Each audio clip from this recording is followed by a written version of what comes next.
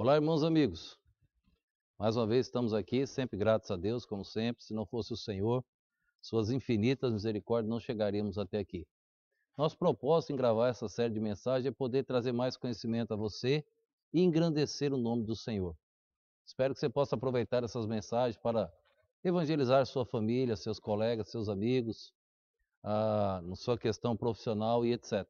Também que venha somar nos estudiosos da Bíblia. São anos de estudo, o qual nós resolvemos divulgar em mensagens. Aceitei o desafio e agora estou divulgando. Serão muitas, vamos passar de 300, 500, vou gravar para o resto da minha vida, Deus assim permitindo. Material temos suficiente porque a Bíblia é um livro inesgotável. Nós publicamos umas meditações diárias também, há 2 anos já. Se você quiser receber, eu só preciso ter o seu WhatsApp. Você salva meu número, eu te coloco na linha de transmissão. Você manda no meu privado, eu mando na linha de transmissão. Você começa a receber diariamente. Costumo enviar depois da meia-noite, horário que eu estou acordado, escrevendo. Eu envio essas meditações diárias. Se você puder dar um likezinho nessas mensagens, vai ajudar o YouTube a propagar essas mensagens para frente. Então vai ajudar a divulgar mais esses estudos. Se você quiser se inscrever no canal, também vai ajudar na questão da propagação e nós agradecemos aí sua participação. Vamos tratar de um assunto aqui, irmãos. Estamos mencionando Cristo no Velho Testamento e queremos tratar aqui, irmãos, a aliança confirmada. Vou ler um texto do Novo Testamento, mas com referência do Velho, tá? Nós já começamos a tratar desse assunto, então estamos dando uma sequência.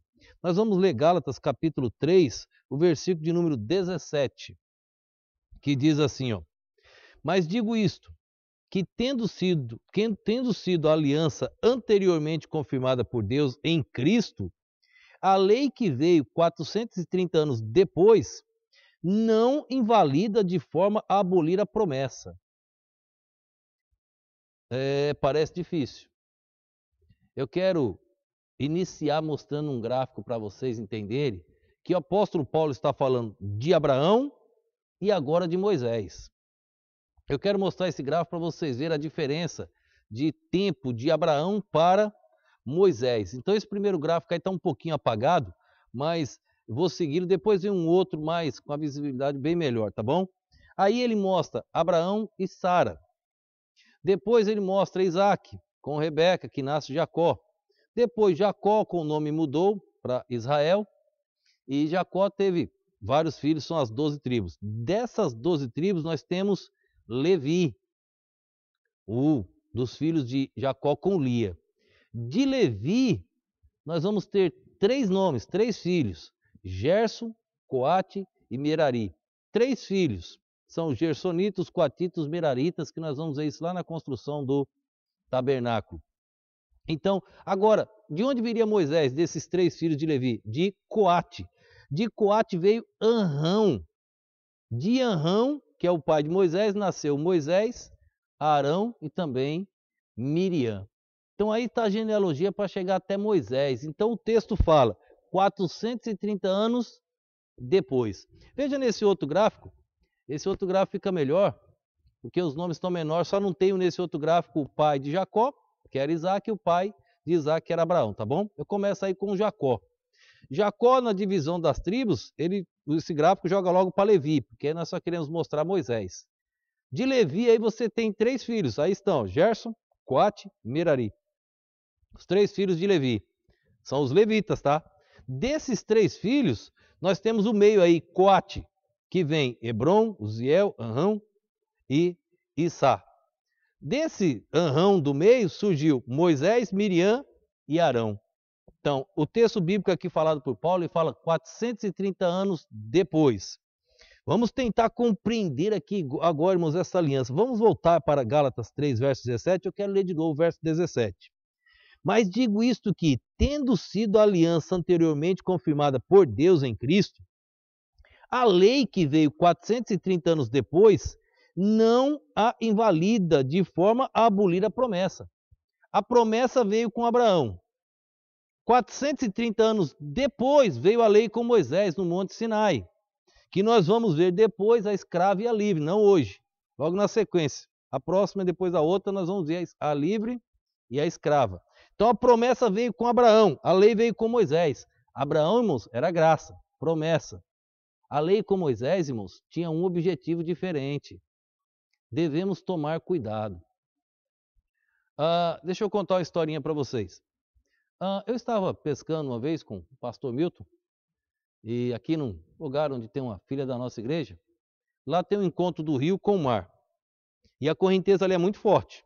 Nós não tomamos banho ali, mas nós estávamos nas pedras pescando. A parte do encontro do rio com o mar é pequena, dá uns 5 metros, quando a maré está baixa. Quando está alta, aumenta um pouco. Mas é uma parte perigosa. E ali 4 garotos pularam no mar. E 3 deles conseguiram atravessar, e a correnteza levou. Ele passou pertinho de nós pedindo ajuda. E o pastor Milton, eu falei, pastor Milton, vamos fazer o quê? Ele falou, pastor vai pegá-lo? Eu falei, eu não, então é correnteza? Ele, eu também não, se eu for eu fico. E nós vimos aquele garoto passando e o mar levando. Triste. Haviam 2 salva-vidas na barraca, correram, chamaram salva-vidas, pularam na água, conseguiram tirar o garoto com vida, graças a Deus. Lá no mar já, o garoto saiu com vida. Isso me faz lembrar de uma história. Havia um homem se afogando e aquelas pessoas assistindo a cena, porque ninguém tinha coragem de entrar para tirar o homem que estava se afogando, e havia um salva-vidas olhando.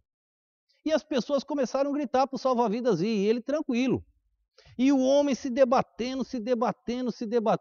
Quando ele perdeu completamente as suas forças e afundou, o salva-vidas pulou na água. Mergulhou, agarrou aquele homem e tirou.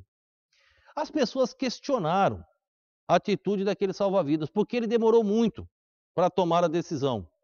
E o salva-vidas respondeu, se eu tivesse tentado tirá-lo enquanto ele estava se debatendo, ele ainda tinha forças. Ele estava tentando se salvar sozinho. Ele precisou compreender que não tinha condições nenhuma mais de se salvar para se entregar a mim. Se eu tentasse antes, ele não aceitaria. Sabe para que serviam os mandamentos? Deus estava provando que o homem é pecador e não tem como se salvar sozinho. Esta era a função da lei. Mostrar ao homem que ele é pecador, que ele não tem como chegar até Deus, que ele precisa da promessa, o plano libertador de Deus.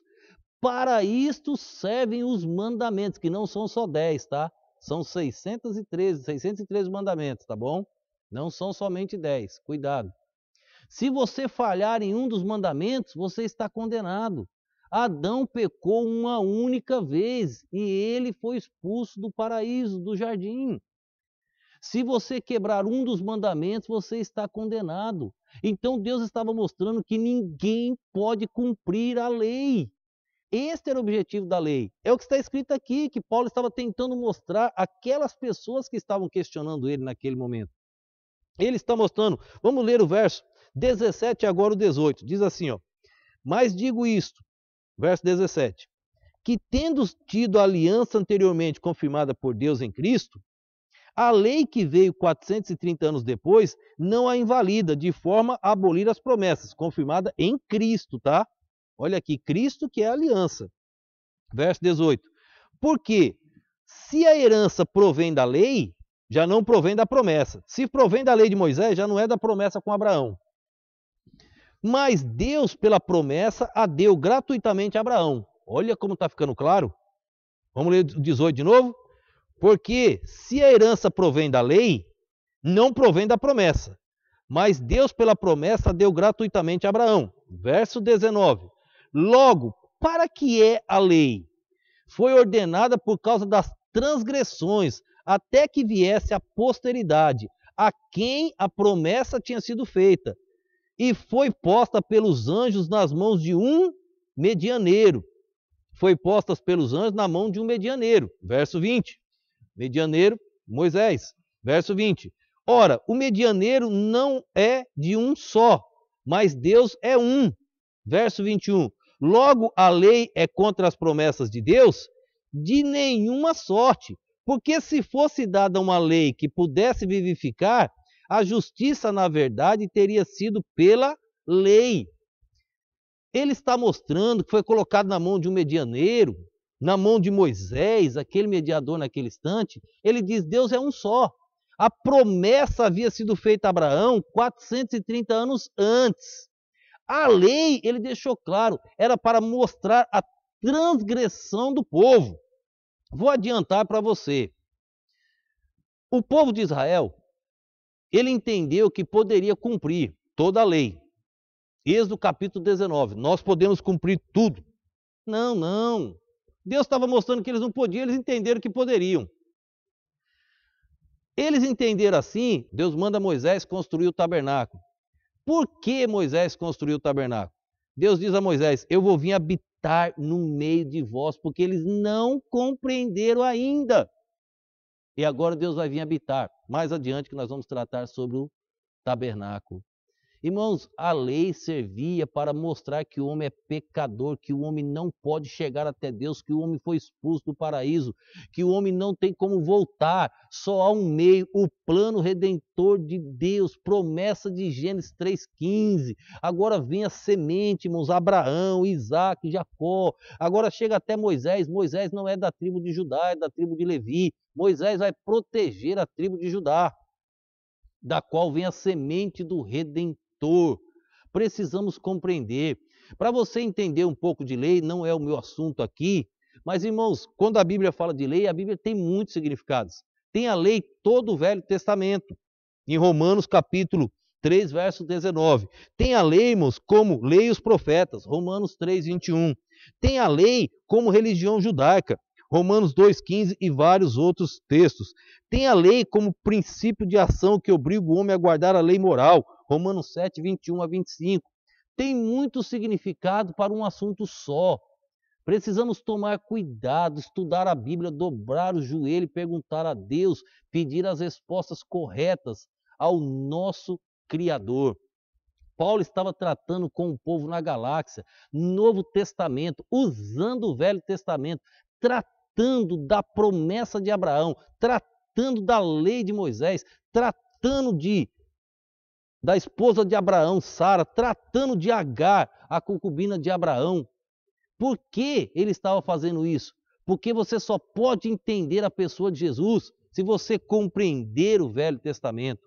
Você só tem como compreender o Novo Testamento se você estudar o Velho Testamento. E você só vai entender o Velho Testamento se você colocar Jesus em todas as passagens do Velho. Era o que Paulo estava fazendo aqui. Quando o autor de aos Hebreus foi ensinar sobre Jesus, ele usou todos os personagens do Velho Testamento. Precisamos aprender mais. Aqui, irmãos, está essa passagem.